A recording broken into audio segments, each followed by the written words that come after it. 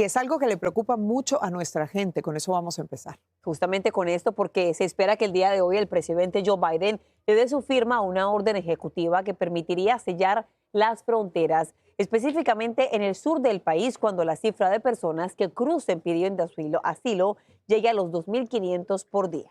Pero fíjense que esta orden ejecutiva podría entrar en vigencia de inmediato una vez que sea firmada, debido a que el promedio en los puertos de entrada al día de hoy supera con creces esa cifra de 2.500 que está estableciendo este documento. Dejemos que sea Edwin Pitti en vivo desde la capital del país quien nos dé todos los detalles. Edwin, adelante, te escuchamos. ¿Qué tal, querida Eli y Carolina? Muy buenos días. La saludo desde la Casa Blanca, donde estamos a la espera que en cualquier momento el presidente Joe Biden pueda firmar esa orden ejecutiva con que la Casa Blanca busca de alguna forma lidiar con la crisis fronteriza que esta propia administración no ha podido controlar. Tenemos información de que en los últimos días funcionarios de la propia Casa Blanca han estado viajando al Congreso para explicarle de primera mano a varios miembros del Congreso en qué consiste esta orden ejecutiva. Y a pesar de que no contamos con detalles, a pesar de que no hemos tenido acceso a la letra chiquita, donde están los reales detalles de cómo sería la traba para las personas que buscan solicitar asilo, desde ya sabemos que hay algunos miembros del Congreso que sí la apoyan y algunos de ellos estarían aquí en la Casa Blanca al momento que Biden firme esa orden ejecutiva, pero también hay una parte importante del ala progresista del Partido Demócrata, como Alexandria Ocasio-Cortez, quienes han sido muy enérgicos en contra de las posturas que ha tomado la Casa Blanca en los últimos meses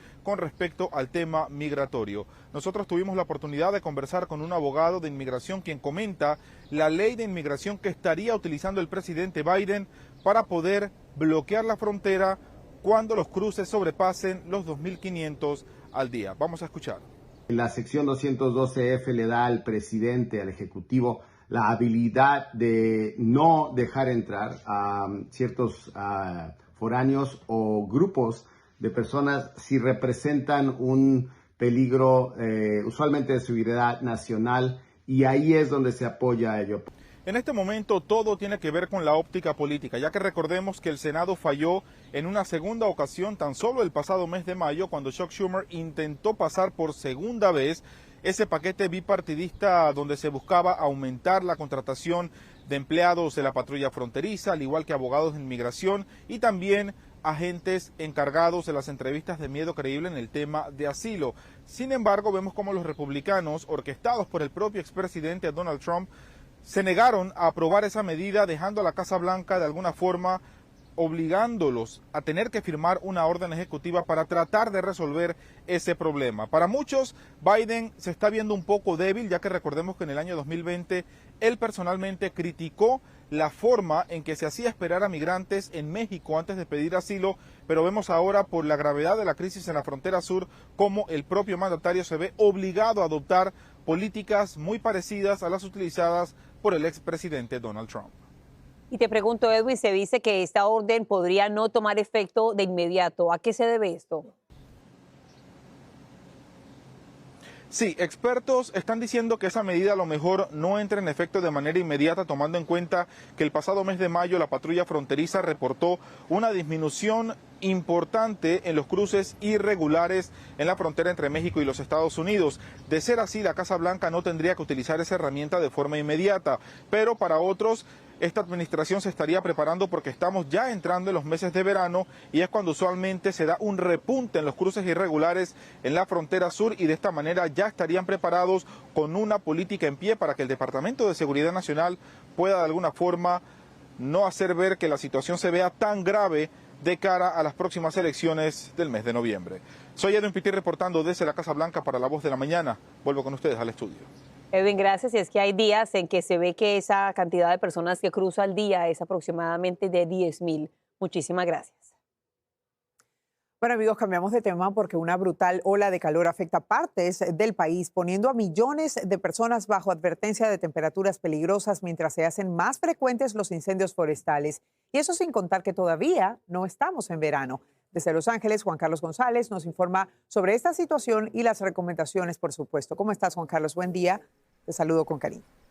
¿Qué tal? Gracias, muy buenos días. Bueno, pues estamos apenas iniciando este mes de junio y ya estamos hablando de temperaturas incluso en algunos lugares de 110 grados. Estamos hablando de algunas áreas de los estados de Nevada, Arizona y por supuesto aquí en el estado de California. El día de hoy empieza esta ola de calor que durará varios días, como les decía, pues con temperaturas bastante elevadas. Pero esto nos da también o abre las posibilidades o aumenta más bien las posibilidades de que se registren incendios forestales en esta época del año, que pues normalmente esperamos que esto se vea hasta los meses de julio, agosto o septiembre.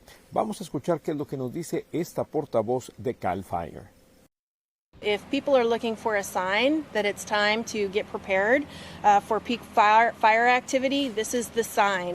Así es, bueno, pues esta es una señal precisamente para prepararse de diversas maneras, incluyendo pues tener el aire acondicionado funcionando apropiadamente para que no haya problemas durante esta época de calor, para que la gente pues esté bien cómoda en su casa y también que no exponga su salud. Pero vamos a escuchar ahora qué es lo que nos dice este científico de la Universidad de California en Los Ángeles con respecto al calor y precisamente a los incendios. Escuchemos. This heat wave will probably mark the start of increased fire activity. It's not expected to be particularly windy during this period, and it is still early in the season, so vegetation has not approaching its peak seasonal dryness that would typically occur sometime between August and October.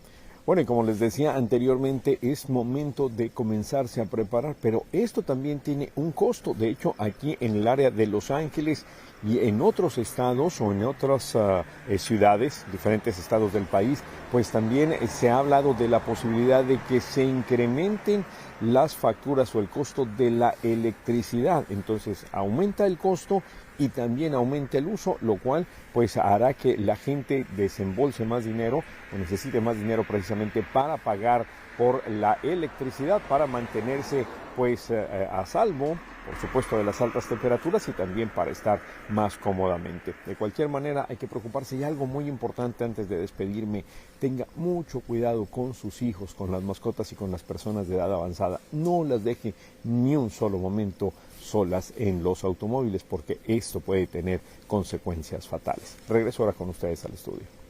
Bueno, Juan Carlos, definitivamente decirle a nuestra gente que se cuide muchísimo, que esto apenas está empezando. Gracias por este informe en vivo. Y a esta hora, autoridades en Nueva York están abriendo una investigación sobre el altercado entre un oficial de la policía y una niña de apenas 14 años que estaba vendiendo frutas en un parque. El agente la esposó e intentó arrestarla, algo que, según asegura la familia, fue maltrato. Pasamos en vivo con Peggy Carranza, que nos tiene más información. Después de ver las imágenes, qué triste. Peggy, buenos días. Hola, ¿qué tal? Buenos días. Así es, nos encontramos en Battery Park, donde ocurrió este incidente que, como dices, quedó captado en cámara, está siendo investigado y ha causado gran indignación. Y es que en las imágenes se puede ver al guardaparques agarrando a esta adolescente que estaba vendiendo frutas en este lugar. Además, se ve que ella tiene una mano esposada, esto entre gritos, caos y personas que tratan de intervenir. En ese momento incluso caen al suelo. Y es que las autoridades dicen que la madre de la menor estaba vendiendo frutas de forma ilegal aquí en este parque sin permiso, y es por esto que los agentes de parque con la policía acudieron a este lugar. Ellos dicen incluso que iban a tratar de confiscar los alimentos porque no son seguros para el consumo humano. Mientras tanto, veamos lo que dijo la tía de la menor. Ella está un poco lastimada, le agredieron mucho y ella vino a ver a la mamá y no estaba tampoco vendiendo, solo vino a ayudar a la mamá a ver. No robamos nada y vienen a agredir así a un menor de edad, eso no es justo. Y grupos que abogan por los derechos de los vendedores ambulantes dijeron que esta fue una agresión. Mientras tanto, el alcalde de la ciudad de Nueva York, Eric Adams, él defendió a los agentes, dijo que el incidente estaba siendo investigado, pero también llamó al gobierno federal a darles permisos de trabajo a los migrantes recién llegados, que él dice están recurriendo precisamente a la venta ilegal de productos debido a que no tienen un permiso para trabajar. Mientras tanto, también dijo que estaban respondiendo respondiendo a quejas precisamente de ciudadanos quienes dicen que esto está impactando la calidad de vida en el área. Además dijo que la madre de la menor ya se le había dicho varias veces que dejara el lugar, dejara de vender de forma ilegal acá. Sin embargo, él dice que bueno, que no han obedecido. Mientras tanto, el Departamento de Parques dijo que ellos tratan de educar a los infractores, pero luego tienen que recurrir a otras medidas como el arresto. Y te pregunto, Peggy, ¿qué pasó con la menor y con su mamá?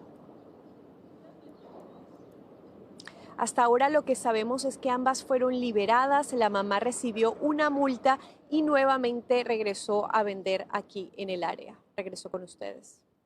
Una familia trabajadora, pero bueno, ahí vemos a ver qué fue lo que pasa con las autoridades. Gracias, Peggy.